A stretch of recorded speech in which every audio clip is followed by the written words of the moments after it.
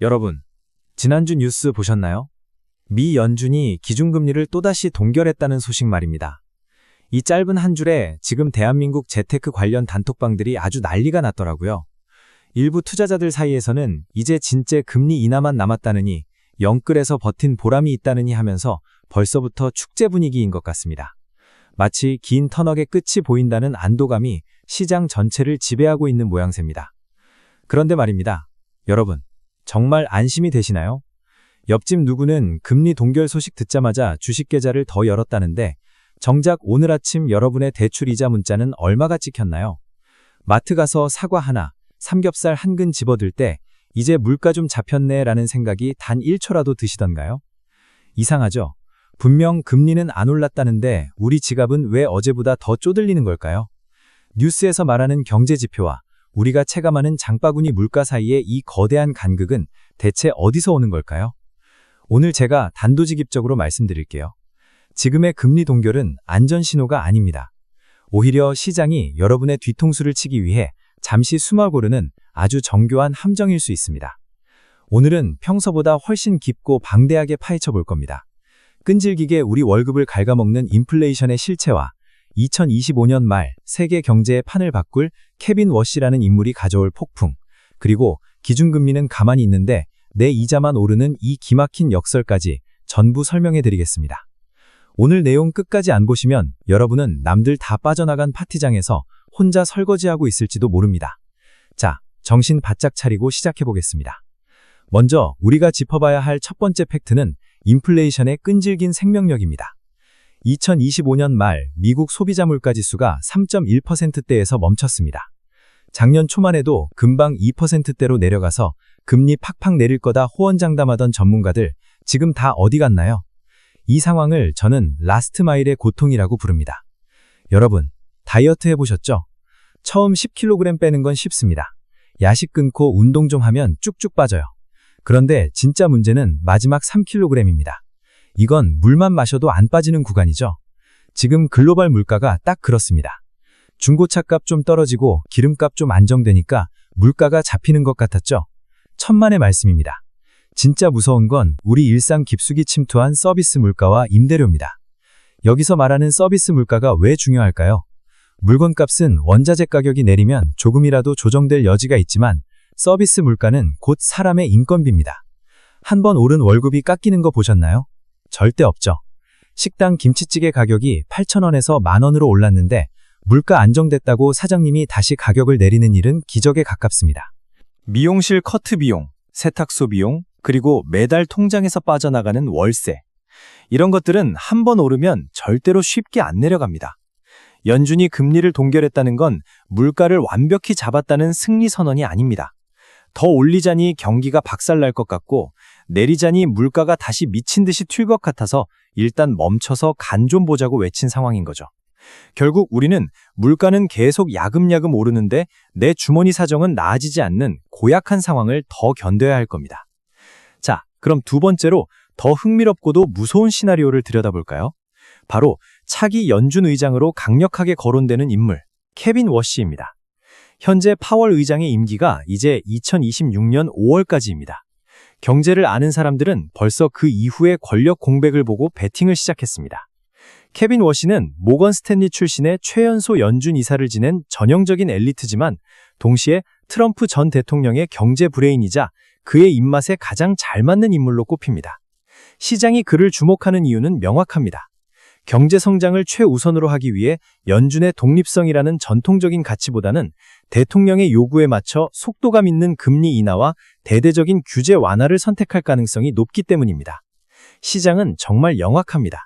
아직 케빈 워시가 임명된 것도 아닌데 벌써 돈 풀기 파티가 시작될 걸로 보고 미리 움직이고 있어요. 비유를 하자면 엄마가 퇴근길에 치킨 사갈게 라고 전화 한 통만 했는데 아직 치킨은 오지도 않았고 엄마가 중간에 마음을 바꿀 수도 있는데 아이들은 이미 식탁에 앉아 포크 들고 침 흘리는 거랑 똑같습니다. 하지만 여기서 우리가 진짜 놓치지 말아야 할 게 있습니다. 이 기대감이 자산 가격의 거품을 아주 위험한 수준까지 밀어 올리고 있다는 거예요. 지금 주식이나 코인이 오르는 게 기업들이 돈을 진짜 잘 벌어서일까요? 상당 부분은 조금만 참으면 케빈 워시의 타임이 올 거야. 그때 유동성 파티 한 번 더 하자라는 막연한 기대감 때문입니다. 하지만 명심하세요. 파월 의장은 5월까지 자리를 지킵니다. 파월은 시장이 자기 통제를 벗어나 과열되는 걸 절대 두고 보지 않을 겁니다. 만약 시장이 너무 앞서 나간다고 판단하면 파월은 퇴임 전까지 오히려 더 매파적인 발언이나 깜짝 금리 인상 카드를 꺼내들어 시장의 김칫국 마시기에 아주 차가운 얼음물을 끼얹을 수 있습니다. 이 기대라는 이름의 풍선과 현실이라는 바늘 사이의 간격에서 잘못 올라탔다가는 2026년 봄이 오기도 전에 여러분의 계좌가 먼저 가루가 될 수 있습니다.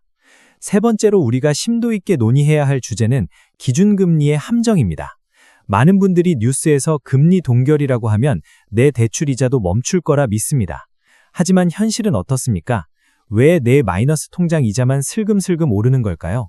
이걸 이해하려면 기준금리와 시장금리가 완전히 따로 놀 수 있다는 메커니즘을 아셔야 합니다. 기준금리는 중앙은행이 정하는 일종의 가이드라인이지만 실제로 여러분이 은행에서 빌리는 돈의 값은 시장의 수급에 의해 결정되는 채권금리에 연동됩니다. 지금 미국 정부의 상황을 보세요. 트럼프 정부 2기가 출범하면서 대규모 감세와 인프라 투자를 예고하고 있습니다. 돈 쓸 곳이 산더미라는 뜻이죠. 세금을 깎아주면서 돈을 많이 쓰려면 결국 나라가 빚을 내야 합니다. 즉, 국채를 엄청나게 발행해야 한다는 거죠. 시장에 국채라는 종이가 흔해지면 가치는 떨어지고 반대로 금리는 오르게 됩니다. 기준금리는 연준이 0%로 묶어놓더라도 정부가 시장에서 돈을 싹쓸이해가면 시중금리는 천정부지로 치솟을 수 있습니다. 여기에 더해 인플레이션이 기대만큼 빨리 잡히지 않을 거라는 공포가 시장금리를 더 자극하고 있습니다.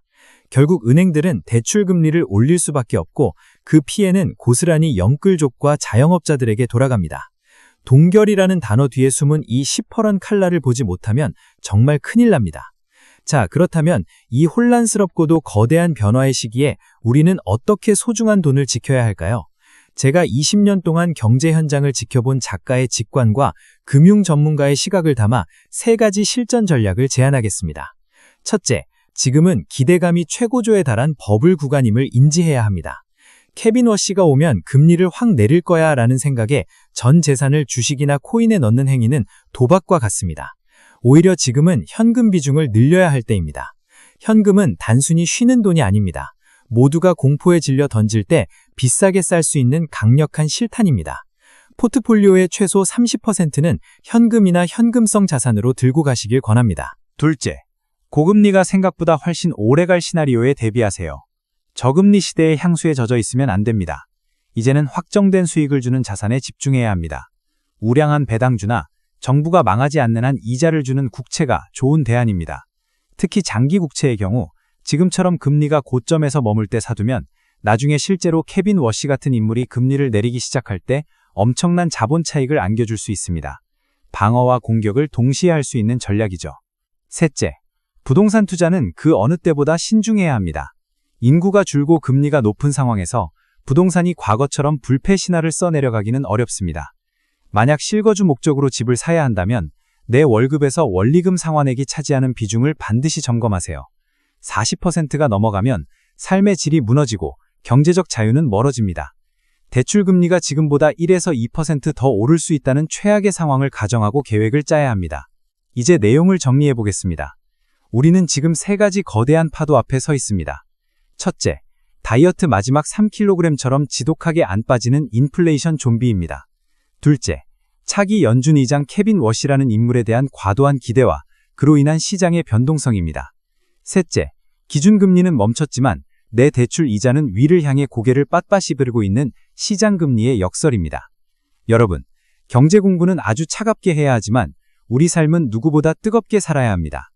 남들이 뉴스 헤드라인만 보고 금리 동결이다 가지야를 외칠 때 여러분만은 차분하게 내 대출 상환 계획을 점검하고 현금 흐름을 확보하는 똑똑한 투자자가 되셨으면 좋겠습니다. 위기는 늘 모두가 안심하고 잠든 밤에 소리 없이 찾아옵니다. 하지만 그 밤을 깨어 준비한 사람에게 위기는 인생의 급을 바꾸는 부의 추월차선이 됩니다. 오늘 제 이야기가 여러분의 소중한 재산을 지키고 미래를 설계하는 데 조금이라도 도움이 되셨나요? 그렇다면 구독과 좋아요로 저를 응원해주세요. 여러분의 응원이 제가 더 깊이 있는 분석을 할 수 있는 원동력이 됩니다. 그리고 여러분은 어떻게 생각하시나요? 지금의 금리 동결이 정말 마지막 기회라고 보시나요? 아니면 더 큰 폭풍 전야라고 보시나요? 여러분의 소중한 의견을 댓글로 남겨주세요. 제가 하나하나 다 읽어보고 함께 고민해 보겠습니다. 여러분, 오늘도 정말 고생 많으셨습니다. 내일은 오늘보다 조금 더 부유하고 조금 더 행복한 하루가 되시길 진심으로 응원하겠습니다. 저는 다음 영상에서 더 날카롭고 유익한 분석으로 돌아오겠습니다. 감사합니다.